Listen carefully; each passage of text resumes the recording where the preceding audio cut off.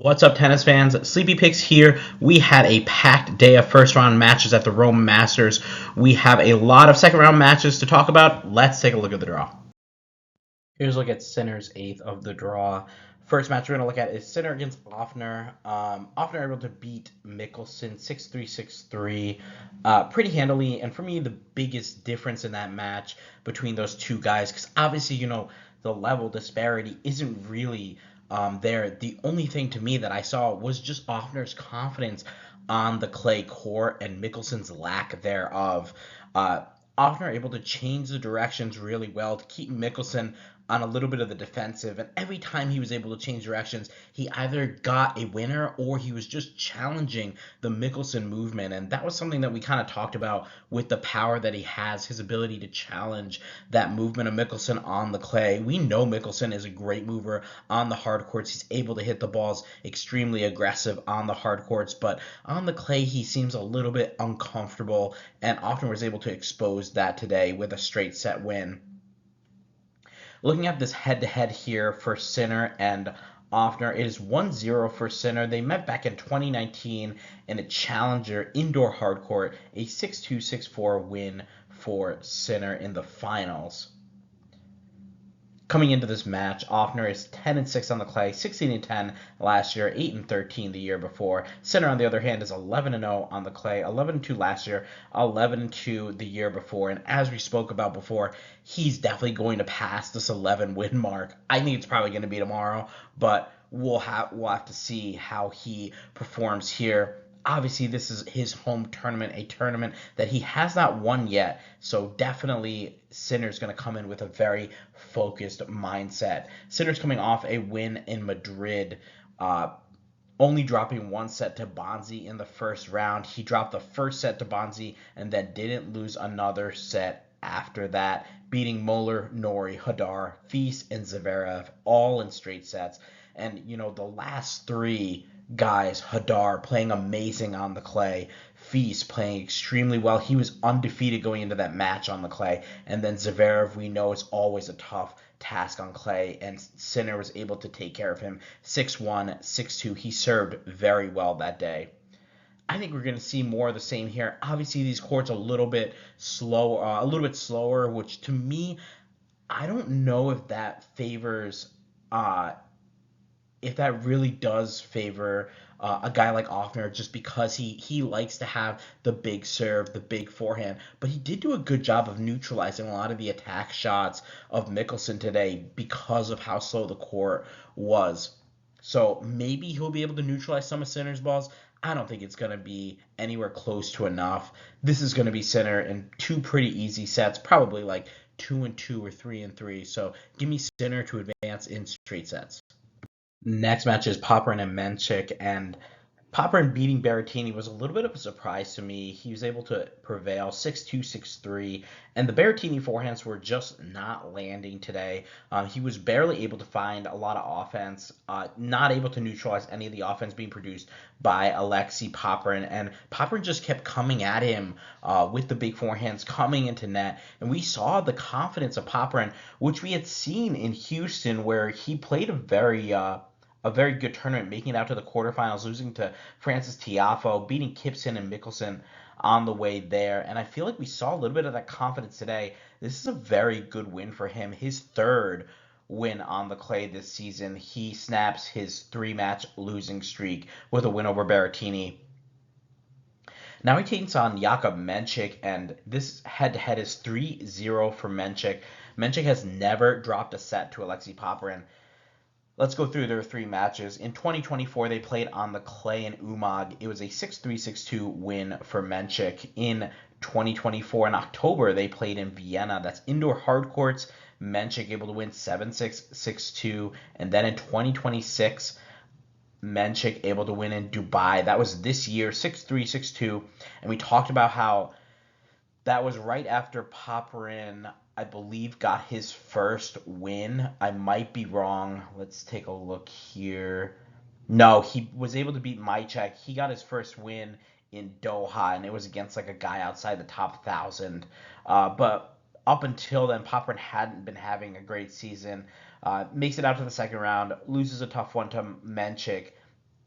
loses to Brooksby in Indian Wells, loses to Cilic in Miami, both in straight sets, and then goes to Houston, where we were expecting that Kipson match to be pretty tough and maybe Kipson to prevail, and Popyrin's able to win that match. And then the Mickelson match, he was able to just really get control and get Alex Mickelson very frustrated in that match, winning 6-0, 4-6, 6-1. And then the Tiafoe match could have gone either way. Frances Tiafoe a little bit too tough on the day there in Houston. So it looks like Popyrin was playing some decent tennis. Then he comes over to the European clay swing, loses to Ruud in straights, loses to Martin Dam in straights, and comes up against Berrettini, and he's able to notch a very solid win.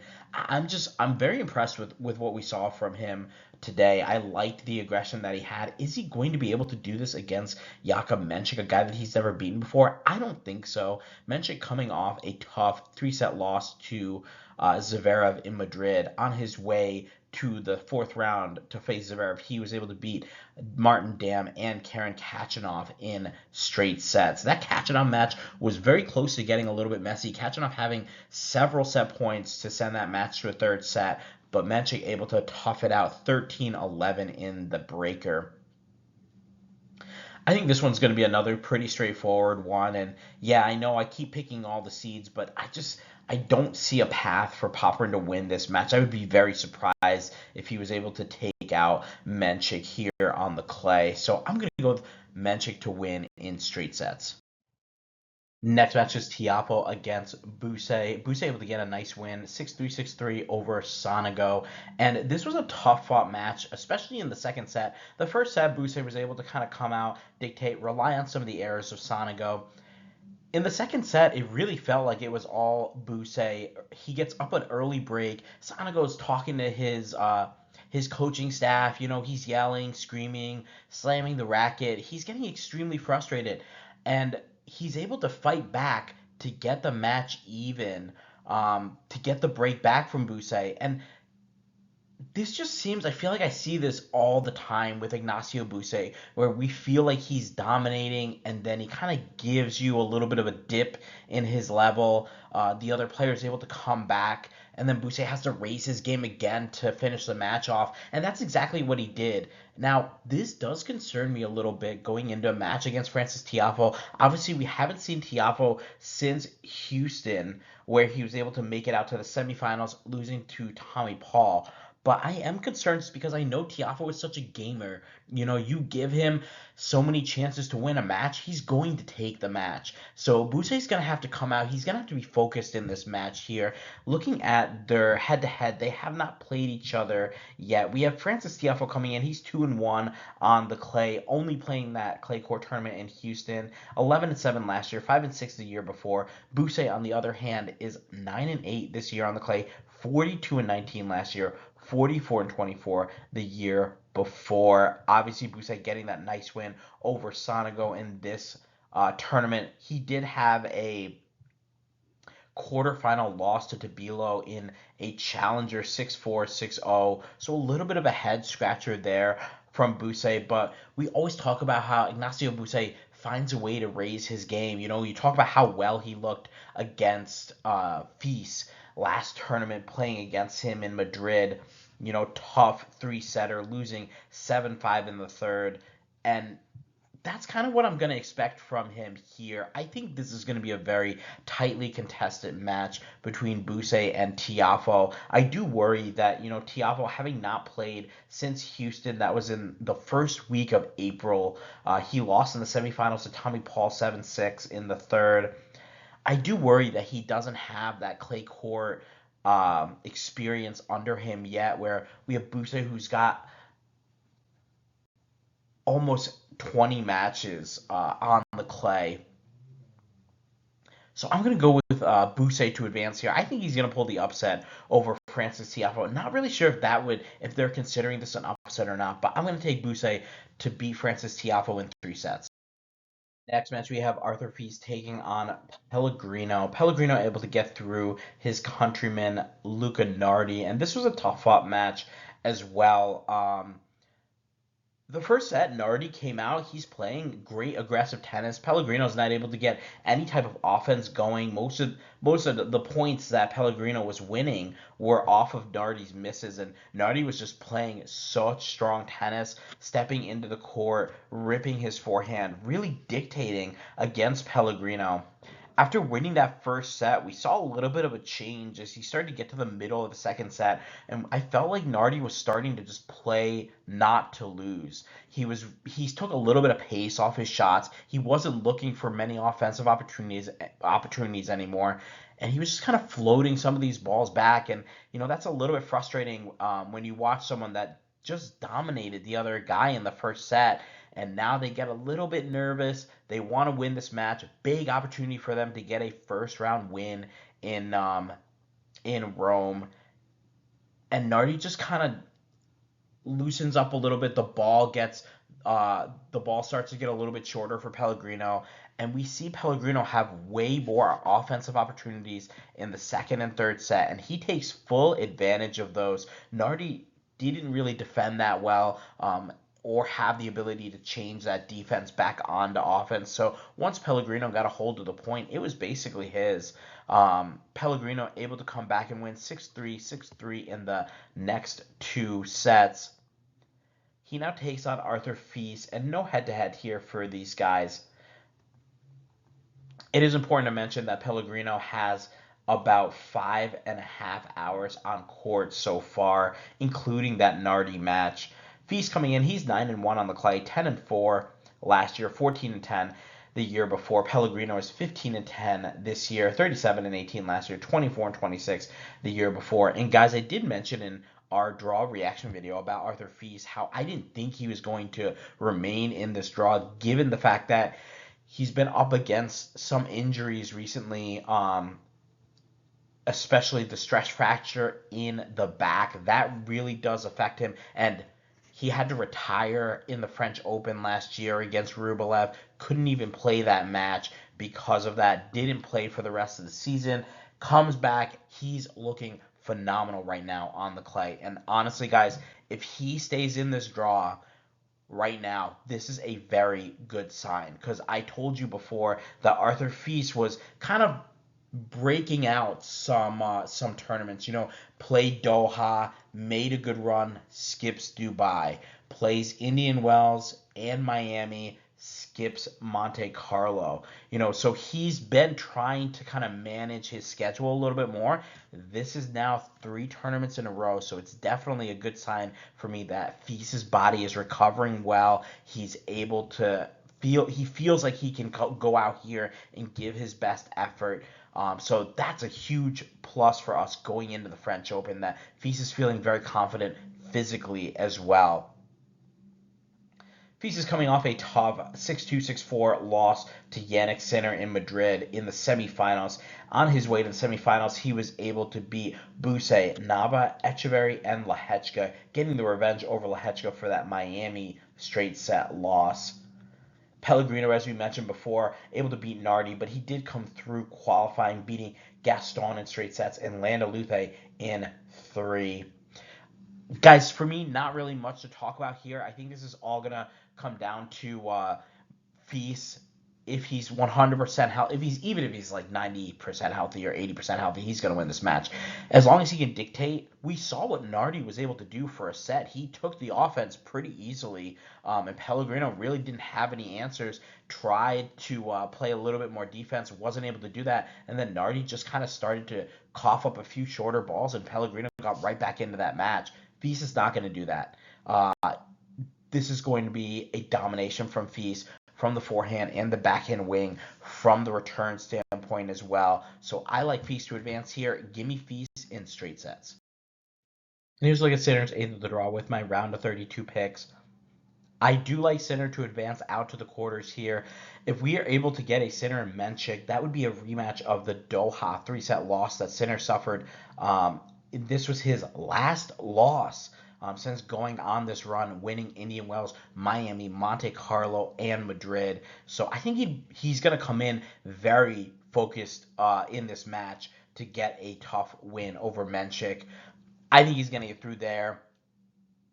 Feast would get a rematch with Buse. That could be a little bit interesting there, especially considering we might have a tired Feast and we might have a very motivated Buse. For me, I feel like that's going to be a tough, fought out match again here on the clay in Rome.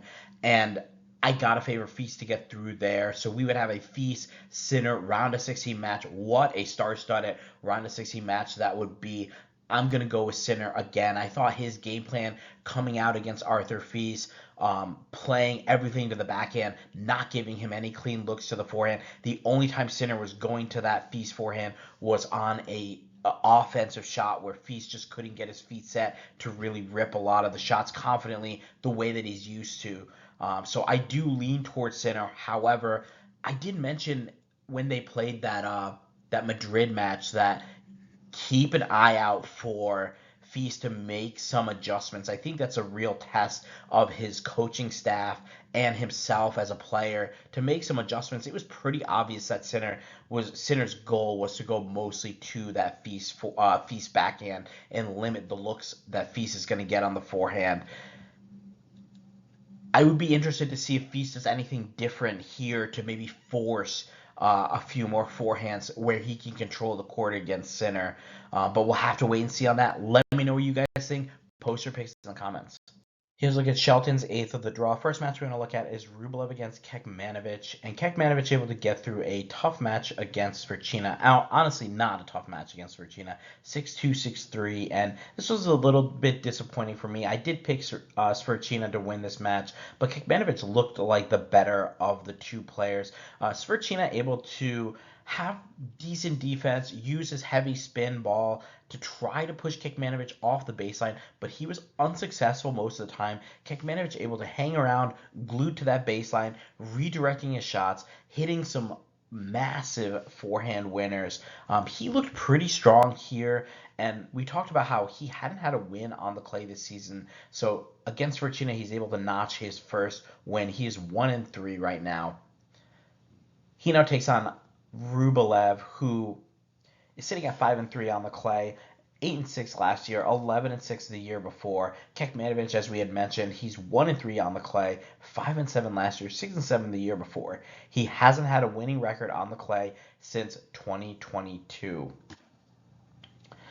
Rublev's coming off a tough straight set loss to Kopcheva in Madrid, 6-3, 6-4, but that's a little bit excusable for us. I know Arthur Feast was able to make a deep run in Madrid right after winning Barcelona. Rublev making it to the finals of Barcelona, and I just feel like mentally and physically he was not able to put forth his best effort there. So I think we're going to get a much stronger effort from Andrei Rublev here in this match.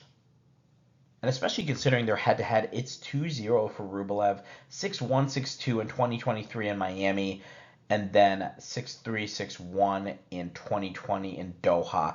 Obviously, now they're going and playing on probably one of the slower of the three surfaces that we just spoke about.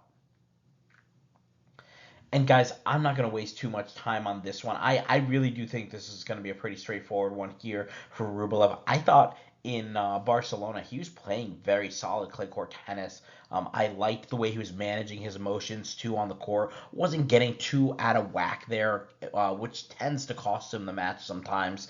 So I'm going to go with Rublev to win this match. I'm going to say Rublev in straight sets. Next match, we have Davidovich Fokina taking on Garin. And what a win for Christian Garin. Beating Juan Manuel Cerundolo, and this entire match really felt like it was going to be a Cerundolo win. You know, Garin, so many opportunities that he just let slip away, and how often, guys, do we see this from him? Especially against Zverev in Monte Carlo. He was up a double break in that match, lets it slip away, and it kind of felt like this was going to be more of the same. Garin breaks to serve at 6-5 to win the first set, gets broken. Juan Manuel Cerundolo forces a breaker, and you think, wow, like this is it. You know, Garin, a lot of nerves, not going to be able to close out this set. And what does he do in the breaker? He starts to take offense. He starts to come to net. He starts to trust dictating a little bit more with that forehand. And he gets rewarded with a 7-2 win in that breaker. Then you have Garin go up 4-1 in the second set, and Cerundolo is able to fight back, get it back to 4-all, and Garin able to notch a very tough game at 6-5 to break Juan Manuel Cerundolo. It was love 40 on his serve, and it got back to 30-40. Garin able to end it at the net. I think we talk about how do you beat Juan Manuel Cerundolo? You have to take it to him. You cannot just sit back. He's not going to give you enough errors to amount to a win. You have to be able to play a little bit of offense. And I talked that I didn't think Garin was going to be able to do that, but he was able to take time away, not from his powerful ground strokes, but from coming into net and just pressuring Juan Manuel Cerundolo. Yes, he's a great mover, but when you're up against it and the guy is really pressuring you with the volleys, it's much harder to get timing on some of those shots. And good on Cristian Garin to get through this match, because it felt like he blew a lot of opportunities and it was going to be more of the same from him. So I think this will give him a little bit of confidence going up against Davidovich of Fokina. Cristian Garin's coming in. He's 9-6 on the clay, 39-13 last year, 13-14 the year before. Fokina, on the other hand, is 1-1 on the clay, 9-6 last year, 2-5 the year before. Fokina's only played one tournament in Madrid. He was able to beat Carreno Busta, who's having a decent clay court season on the challenger level. And then he lost 6-3, 6-1 to Casper Ruud, and that really felt like nothing was going right for Davidovich Fokina there against Casper Ruud. Obviously, Ruud comes out, he's connecting with the forehand. It's a little bit frustrating, but I felt like Fokina had a little bit more that he could have done to really frustrate Casper Ruud. And, then we go on and we see Casper Ruud struggle with Tsitsipas and eventually lose to Alexander Blocks. I mean, to only win 4 games against him, that's inexcusable for Fokina. He's got to play a much closer match there. Head-to-head for these guys is 2-1 in favor of Fokina. First matchup was back in 2020 in the Chile Open, and Garin was able to get a 3-set win, 6-2, 0-6, 7-6 on the clay.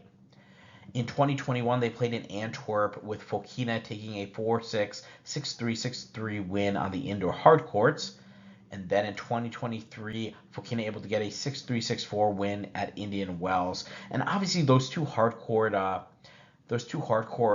matches, I don't really weigh too much. I mean, Garin hasn't had a winning record on the hard courts since 2023, and before that, back in 2018. So he does prefer the clay. The majority of his career has been spent playing matches on the clay. So I think this is going to be a very tricky match here. Two of their 3 matchups were 3-setters, and I think we're going to see a 3-setter here. I think Garin's going to have some chances, but I do worry at what I saw, Juan Manuel Cerundolo having a bunch of opportunities to get back into that match, and a lot of those opportunities were given to him by Garin, not really earned. I'm going to go with Fokina to advance. I think it's going to be a 3-setter. It wouldn't surprise me if Cristian Garin was able to get through this match, but I got to go with Fokina here. I think he's going to be looking to play a little bit better than he did in Madrid against Casper Ruud.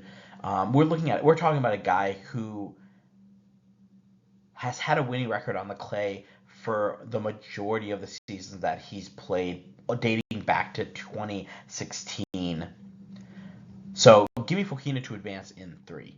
The next match is Nakashima against Bautista Agut, and Bautista Agut able to take out Maestrelli. Unfortunately, I wasn't able to get eyes on this match, but it was a 6-3, 7-6 win for Bautista Agut. I think that's a pretty impressive win over Maestrelli. Bautista Agut only with 3 wins right now on the clay, and Maestrelli, he's a decent clay quarter, so a nice win for Bautista Agut to get through in straight sets. He now takes on Brandon Nakashima.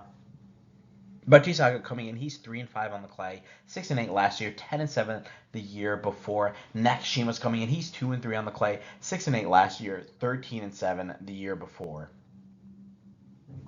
Head-to-head for these guys is 2-0 for Bautista Agut. Bautista Agut getting the first win in 2023 in Halle, 7-5, 7-6 on the grass. Then last year in 2025, they played in Monte Carlo, and Bautista Agut able to beat Nakashima 6-2, 6-4 in the first round. In my opinion, guys, I don't see much to prove to me that Nakashima is going to be ready to beat a player like Bautista Agut. I do worry a little bit with the age of Bautista Agut, 38 years old, had to retire recently from one of his matches. So that does kind of draw the eyes a little bit there. Are we going to get a high level of tennis from him? If not, I mean, does Nakashima possess the ability to bother Bautista Agut, especially his movement? And yeah, Nakashima does. He can return the ball very quick, very aggressively, get on top of you pretty quickly. He's got a decent serve where he can throw in a serve +1 as well. So I could see him challenging Bautista Agut, but I feel like if you're Bautista Agut coming into this match, you're probably just telling yourself, grind out this match. It might be a little bit longer than you want it to be, but if you grind out Nakashima, you're probably going to win the match. I don't like the movement of Brandon Nakashima on the clay yet, so I haven't seen much to promise me that he's going to make a big statement win here. I'm going to go with Roberto Bautista Agut here. I know he's only won 3 matches so far on the clay, and those matches have been against Maestrelli, who's outside the top 100, I believe, Weyenberg, who's also outside the top 100, and Bonzi, who had a decent showing in Madrid, I believe, so not a bad win there, but he does have a few losses to Drogwe in Bucharest, Berrettini and Shevchenko in Monte Carlo, Tirante in Madrid, and Tabilo in 3 sets in Provence. He's played some tough clay quarters, and he's been able to force the issue there, especially against somebody like Tabilo, who I believe went on to win that Provence Challenger. I'm going to stick with my pick here. I'm going to go with Bautista Agut to advance. I'll say it's going to be 3 sets. And our last matchup is Basilashvili taking on Ben Shelton. Basilashvili able to get through a tough match against Merida, and we know Merida is capable of very strong results on the clay. And today he just was a little bit too inconsistent to be able to challenge Basilashvili.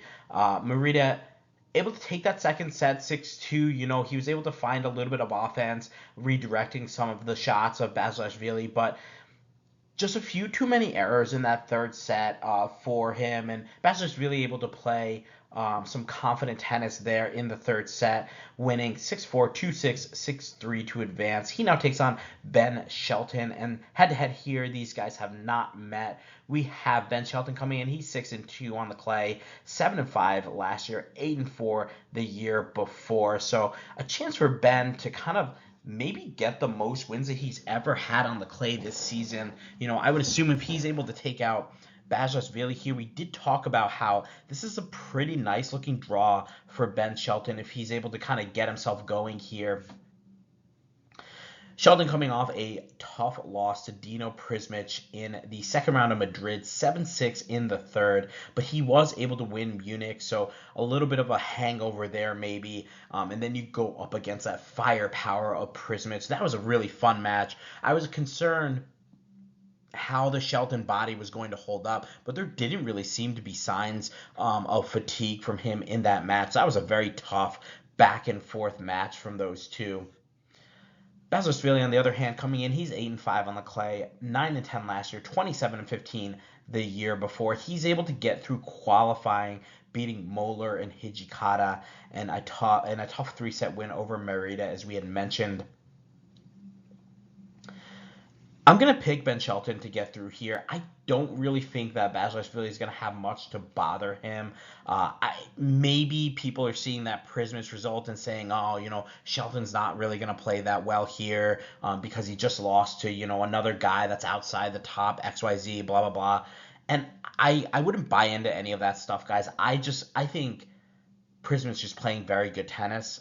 I don't really think Basilashvili is playing great clay court tennis, in my opinion.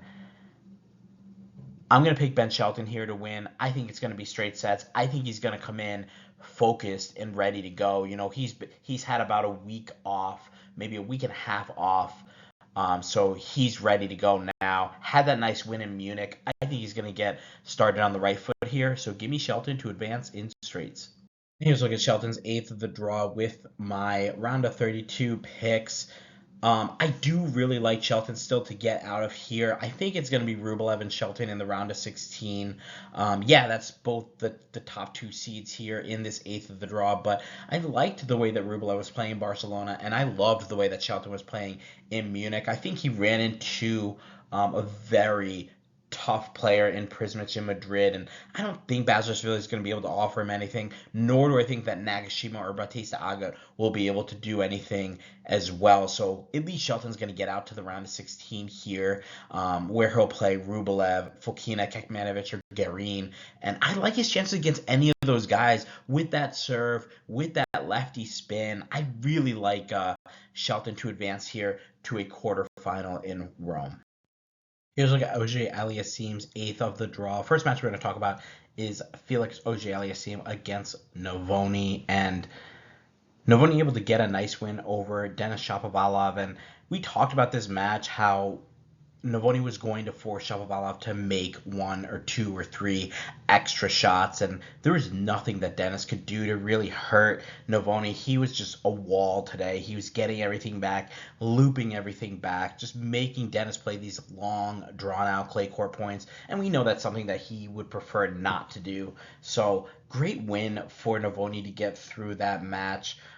Pretty impressive stuff there, and he now plays Felix Auger-Aliassime, and this match is going to be very interesting in my opinion. I think it's going to be extremely tough for us to pick a winner here. Head-to-head is 1-0 for Navone. He won in Munich in the first round, 2-6, 6-4, 7-6. A tough 3-setter, and Navone is going to do the same exact thing that he just did to Denis. He's going to get a lot of shots back, and if Felix is able to play that forehand and come to net, he's going to handle Navone pretty handily. But if he tries to play a little bit more defensive, maybe starts to engage in these longer rallies, that's going to favor Navone. Navone comes in, he's 9-6 on the clay, 30-16 last year, 27-14 the year before. Felix, on the other hand, is 3-2 this year on the clay, 3-6 last year, 17-8 the year before. Felix is coming off a tough straight set loss to Alexander Blocks in Madrid. He was able to beat Galbis in straight sets there. Navone, on the other hand, had a head-scratching loss to Berrettini, and obviously we know Berrettini having that aggression on both sides, where he's able to take advantage of the point. He's able to take advantage of a point on the forehand side and really push somebody like Navone around.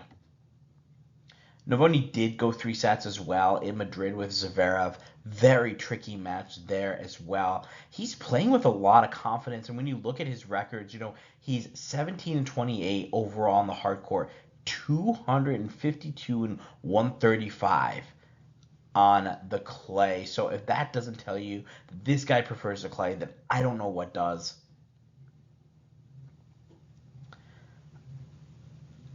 I'm really inclined to go with Navone. I'm a little bit puzzled by that Berrettini loss.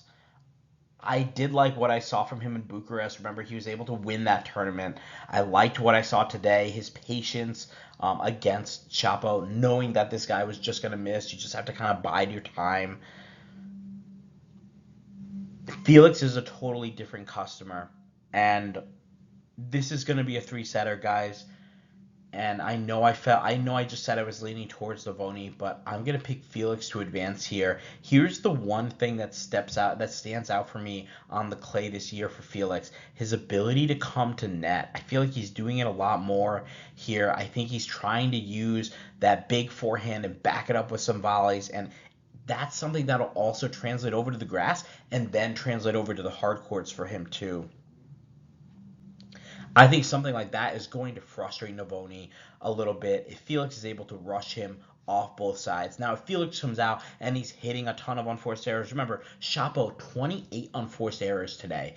If Felix comes out and he's hitting unforced errors left and right, he's going to lose this match. But I think if he comes out and has a good game plan to come in and shorten the points and take the offense to Navone, I think he's going to win this match. So give me Felix to advance in 3 sets. Next match is Medjedovic against Fonseca, and Medjedovic able to get a nice win over Royer. This was a fun match to watch. 6-4, 6-3 for Medjedovic.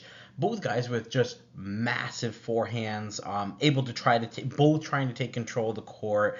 Royer, I feel like the difference in the match for me was Medjedovic's ability to challenge the up and back movement of Royer with that drop shot. Royer doesn't play as many of those types of shots as Medjedovic does, and he's able to disguise it really well with the big forehand and then potentially being able to just come under and hit that drop shot quickly to disguise it against Royer. But Medjedovic able to fight through and win 6-4, 6-3. That first set, the service game for Medjedovic to hold to get the first set was a big time back and forth with Royer plenty of chances to get back into that match. Unfortunately, not able to convert there, loses the set, and then goes down a break in the middle of the set, and Medjedovic is able to hang on for a 6-3 win. He now takes on Fonseca. No head-to-head for these guys here. We have Medjedovic coming in. He's 11-2 on the clay, 6-5 last year, 15-8 the year before. He does prefer this surface. He's played the majority of his matches in his career on the clay. Fonseca, on the other hand, is coming in 6-5 on the clay, 8-5 last year, 14-11 the year before. However, I do feel like Fonseca's been playing some very solid clay court tennis recently.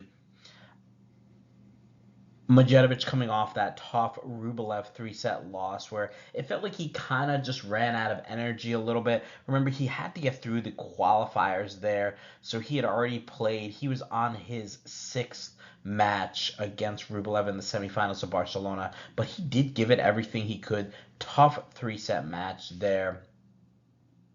Fonseca, on the other hand, is coming off a tough 3-setter against Hadar. 6-1 in the third. That was a little bit of domination from Hadar, but a lot of mistakes off the Fonseca racket. And I told you guys during that, when we were discussing that match, I was worried about it for Fonseca because I know he's a player that likes to get into a little bit of a rhythm before he has to play that big-time step-up match like against Hadar. Unfortunately, he got a walkover from Marin Cilic in the second round, who was suffering of sickness, and Fonseca was not able to play any match prior to that. So he goes into Hadar after Hadar's already played 2 matches himself. And Fonseca has chances in the first set, wins the second set, and then loses the third set 6-1. Fonseca did have a tough match, too, against Ben Shelton in 3 sets. Ben Shelton going on to win Munich there after beating Fonseca in that tournament. I've been very impressed, guys, with what I've seen so far from Fonseca. I know it was only a third round in Madrid, and he ran into a very tough clay quarter. Did make a quarterfinal in Munich, and did make a quarterfinal in Monte Carlo, losing in 3 sets to Zverev.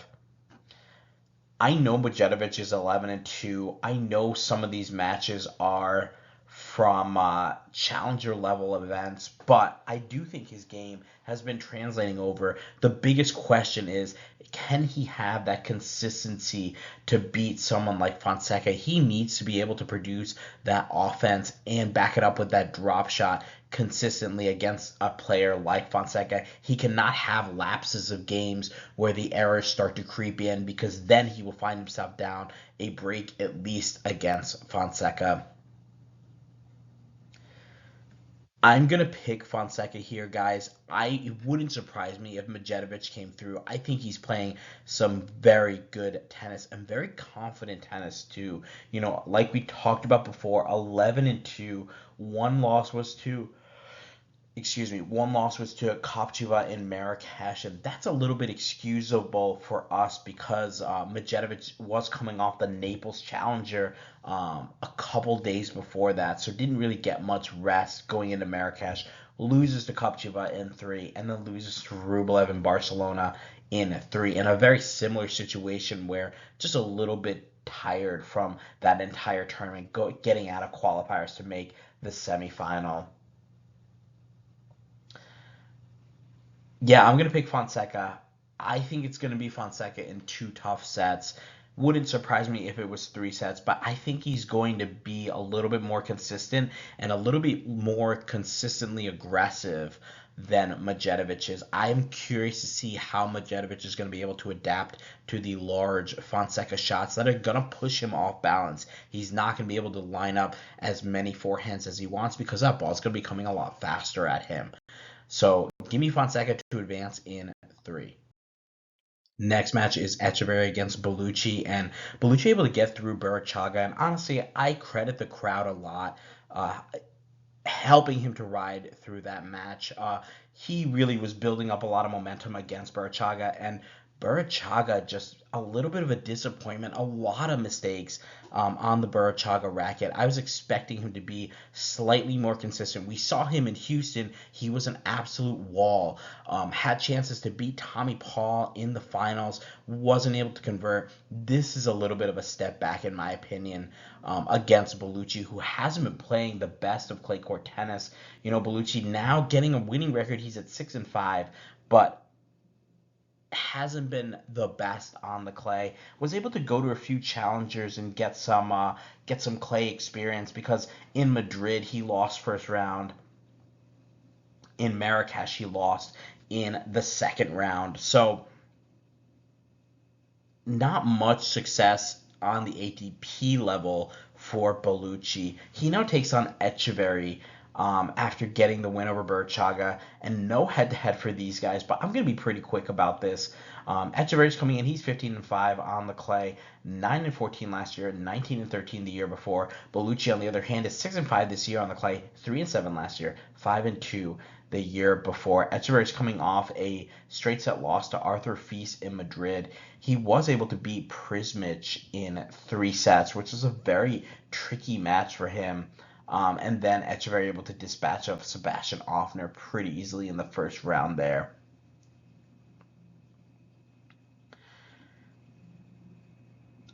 I'm going to pick Etcheverry here. I think it's going to be Etcheverry in straight sets. I still just haven't seen anything really to prove to me that Bellucci's going to be able to step it up in this moment. So give me Etcheverry to advance in straights. Next match, we have Cilic taking on Vacherot, and this is a big match for Valentin Vacherot. He's got to show us some consistency in results, especially after losing in the first round to Emilio Nava in 3 sets in Madrid. Unfortunately, I wasn't able to get any eyes on the Garin and Cilic match, but a 7-5, 6-4 match is kind of what we were expecting one way or the other.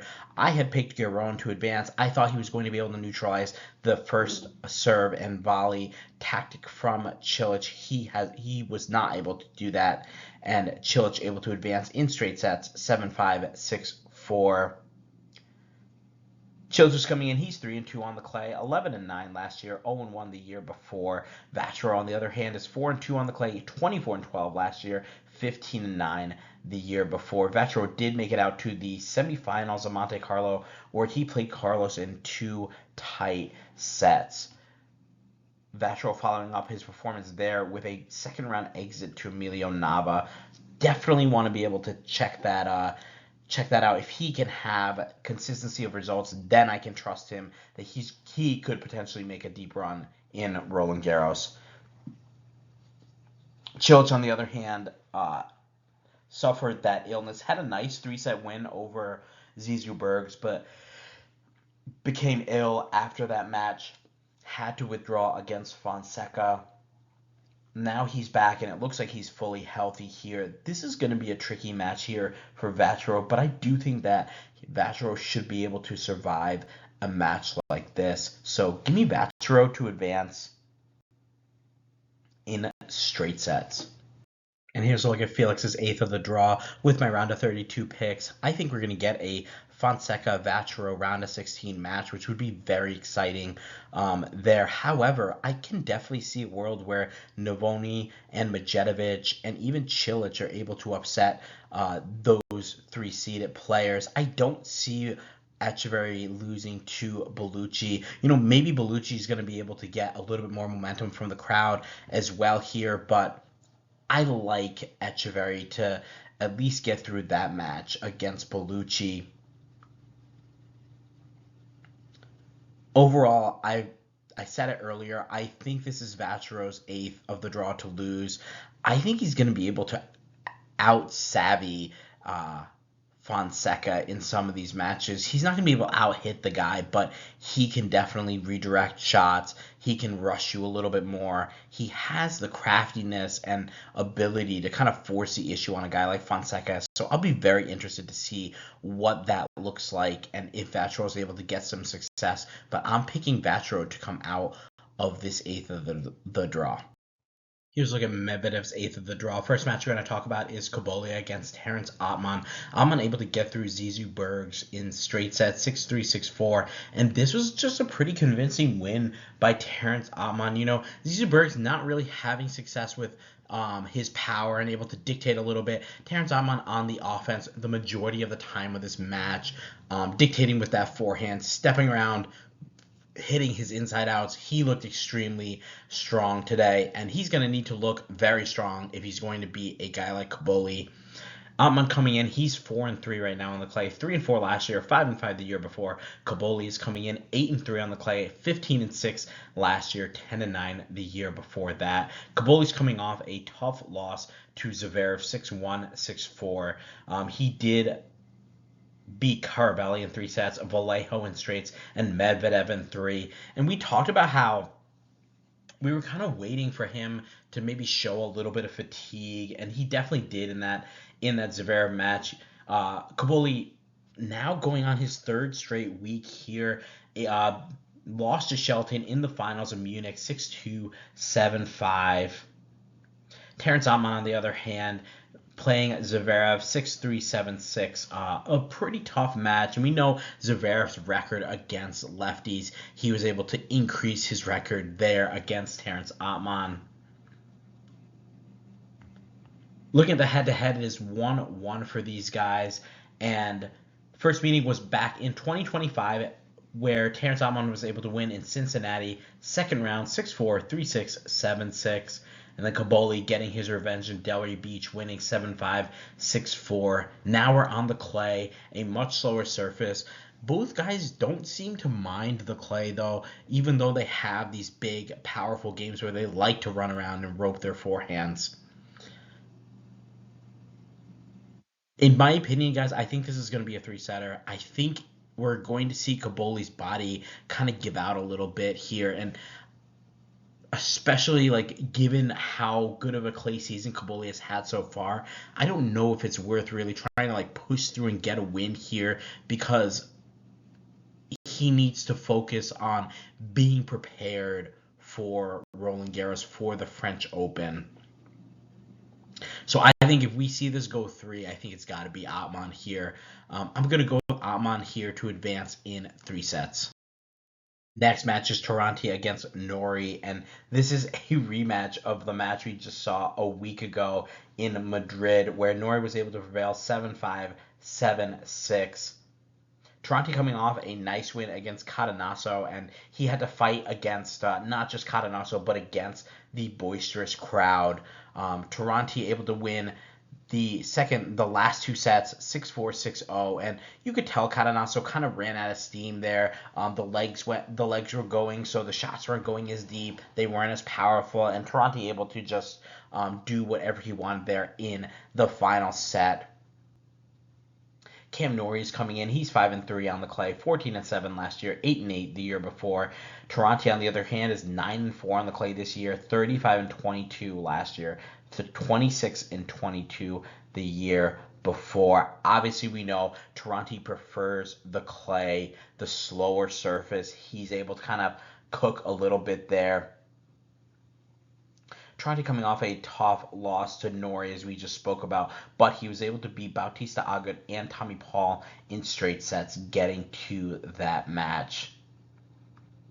Norrie, on the other hand, is coming off a straight set loss to Yannick Sinner, able to beat Tirante, as we had mentioned, and Machac in the first round, or in the second round. That's a very impressive win for Cam Norrie. Guys, I'm very tempted to pick Tirante here. You guys know how much I love the revenge factor, how that plays so much in all of my picks, and I do agree. I do think that there's something to say about how motivated a person is after they just lost. I think it's going to be a much tougher match for Norrie, but I do feel like Norrie's going to prevail. So I'm going to go with Cam Norrie to win this one in 3 tight sets. Next match, we have Llamas Ruiz against Moutet, and Llamas Ruiz with a unbelievable win against Ethan Quinn. And, we predicted that he was going to win this match, but the fashion that he won it in is what kind of made it unbelievable. Able to win the first set 6-3. He's dominating. He's using that clay court prowess against Quinn. They go back and forth. It kind of feels like the second set's going to get to a breaker here, and we know the breakers are always 50-50 here for these guys, but Quinn is able to break and go up 6-5. They have a 30-all point where Quinn hits a tweener passing shot, and that just steals all the momentum away from Llamas Ruiz, and you start to question now, like, wow, is he going to be able to hang on here? Can he break? Quinn able to have a nice point to win the set with a nice drop volley. I loved what I saw from Ethan Quinn. Started to play a little bit more aggressive tennis. Coming in, he knew that he wasn't going to be able to just sit back and rally, because Llamas Ruiz has that drop shot that he can kind of throw in and be a little bit pesky there. Quinn, riding the momentum, is able to go up a break in the third set, and it feels like it's all but over, that this time for Llamas Ruiz has come and passed, and he's not going to be able to win this match. But we got to give him a lot of credit. He wrestled this match away from Ethan Quinn, and there were plenty of points that I can point to where you watch in these shots that he's able to hit, these big, heavy topspin forehands, just pushing Ethan Quinn back or redirecting the ball with the same heavy topspin going past Ethan Quinn. It's a very interesting contrast in styles between these two guys. You have Ethan Quinn, who can just rope his forehand, but Llamas Ruiz, who relies a little bit more on the topspin, a little bit more on the consistency of his shots. And he's able to get through 6-3, 5-7, 6-3. Now he faces Moutet. No head-to-head here for these guys. Llamas Ruiz is coming in 16-4 in the clay, 23-13 last year, 10-8 the year before. Moutet is 3-4 on the clay, 10-9 last year, 22-15 the year before. Moutet is coming off a tough loss to Merida in Madrid in the second round, a straight set loss. Llamas Ruiz, before this win in Rome, he did have to qualify, did so in 2 3-set matches, but he did lose in Madrid in the qualifiers to Moeller. So we got to keep an eye out. I'm not sure if he's really able to make maybe a step-up match like this against Moutet. The one thing that also worries me too is how physically and emotionally exhausted is Llamas Ruiz going to be. He was coming in with 4.5 hours on court going into the first round match. This match here he played. Let's see how long this Ethan Quinn match was for him. So that's an extra 2.5 hours. So now he's at 7 hours on court. I mean, that is a tough tournament so far, and he's only in the second round. Not to mention he's going to have to play against the drop shots and savviness of Corentin Moutet. I'm going to favor Moutet here. I think we're going to see a little bit of a letdown. I think this was a big win for Llamas Ruiz, not just to get a win over Ethan Quinn, but to make it into a second round of a Masters event. I think that means a lot to him. So I would expect to see a little bit of a letdown from him here. Give me Moutet to advance in straights.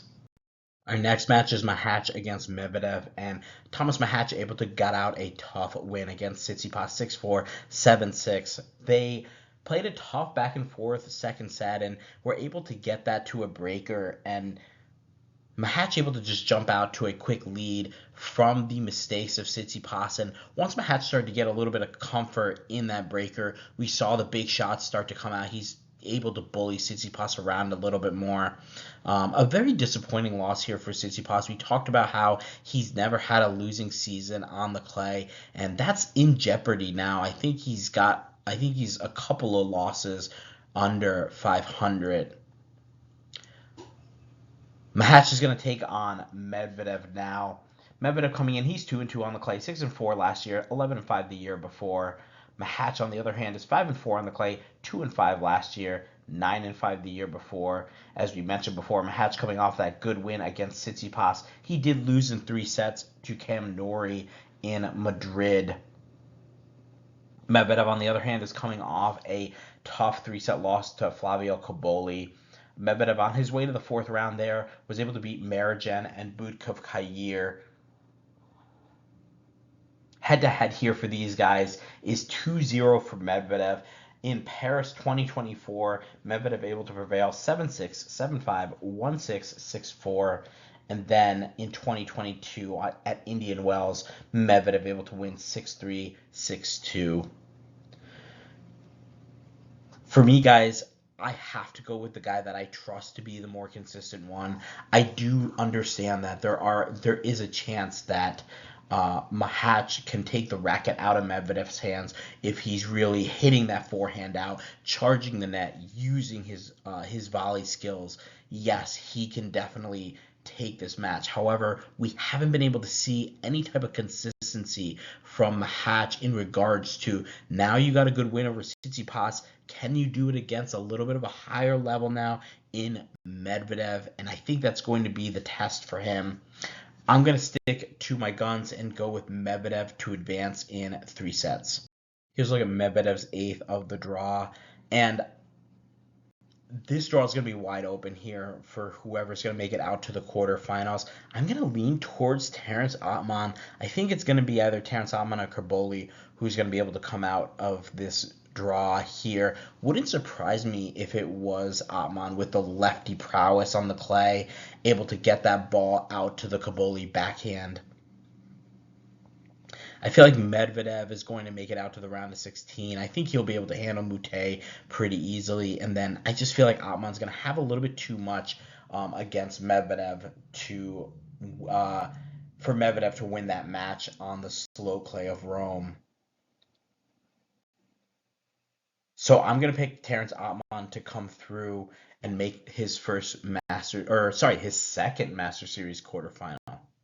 Here's a look at Musetti's 8th of the draw. Only match we're going to talk about here is Musetti and Perricard. Perricard able to win against Fernley 7-6, 4-6, 6-2. Pretty impressive win for him, especially his ability to break the Fernley serve.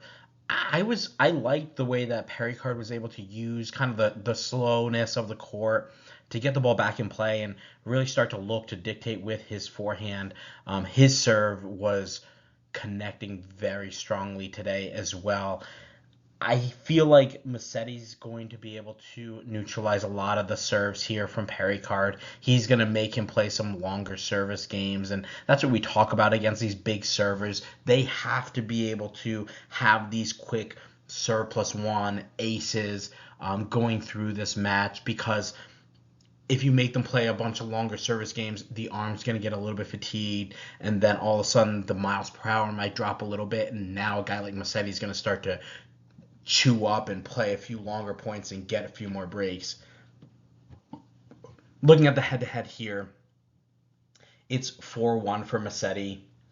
They've played 5 matches since 2024. None have been on the clay, but we know that is Musetti's preferred surface, and we know it's not Perricard's preferred surface. Musetti able to win in Stuttgart 7-6, 7-6 in 2024, then at Wimbledon in 4 sets. Then in 2025, he was able to win at the US Open in 4 sets, in Beijing in 3 sets, and in October 2025 in Brussels, indoor hard court where we know the ball is able to move much faster. Perricard is able to get a nice win over the 1 seed at Musetti, 6-4, 7-6 in the quarterfinals. Do I think we're going to see something like that here? No. I think we're going to see Musetti win in straight sets. I think Perricard's only chance of winning a match like this is to get it to 2 breakers, where we know the breakers are 50-50. It's 1 or 2 mistakes, especially in a breaker setting. There's a lot of pressure on Perricard's opponents because they know they have to be so perfect. If Perricard can connect with those serves, it's so tough to get those shots back. But I'm going to take Musetti here to advance. I think it's going to be something like 6-4, 7-6, or 7-6, 7-5, something of that nature, I think, from Musetti. He is the better clay courter. He is the stronger clay courter. And again, he needs to make a little bit of a run to have some confidence going into the French Open. So give me Musetti to advance in straight sets. Here's a look at Djokovic's 8th of the draw. And the only match we're going to look at here is Djokovic against Prismic. Guys, quick reminder, these 3 matches that were broken down here, they're in the part 1 of second round picks. So definitely check those out. Prismic and Djokovic. Prismic able to get through Fucsovics pretty easily. He was using the power. He was able to hit through the court. This was another match that got held over from the day before, I believe. Fucsovics came out and went up a break, and it looked like he was going to dominate this match a little bit more, which surprised me because of the power that we saw from Prismic. But Prismic able to fight back, get the first set 6-4, and then get an early break and win 6-3. A very nice constructed match. Nice to get through in straight sets, especially when you're going up against the greatest to play the game. So now he goes up against Djokovic, and this is not their first meeting. They met back in 2024.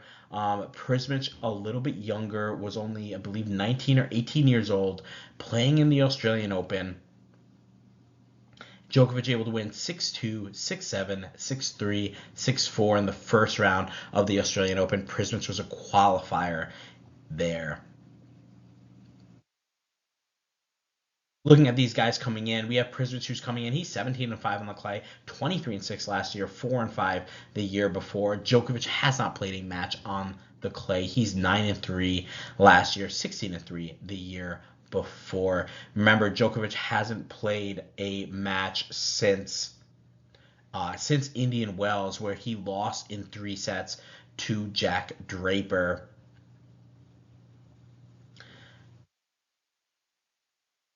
This is going to be such an interesting match for me. Prismic able to get through Rodesh, Bondioli, and Fucsovics here, all in straight sets. Prismic able to get a nice win over Shelton last week in Madrid, but as we noted before, the ball moves a lot faster in Madrid. Here we're talking a lot slower. It's going to favor someone who can kind of grind out some longer points against Prismic, which I think Djokovic is going to be able to do.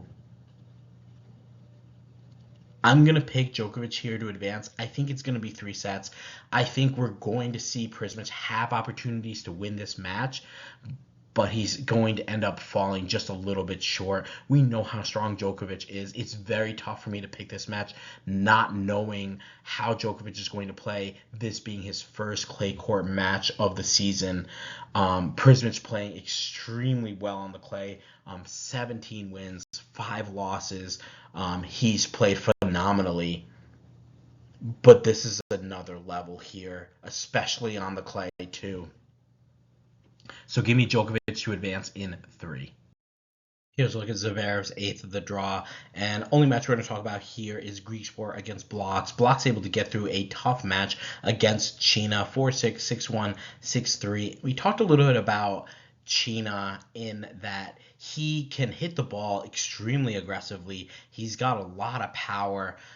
Does kind of remind me of almost like a Hadar, but the thing is, China just doesn't have the consistency to hit these shots. There will be sets, not just games. There will be sets where he just cannot find the court, and throwing in that many errors really does get you in trouble, and that's kind of what we saw in that second set.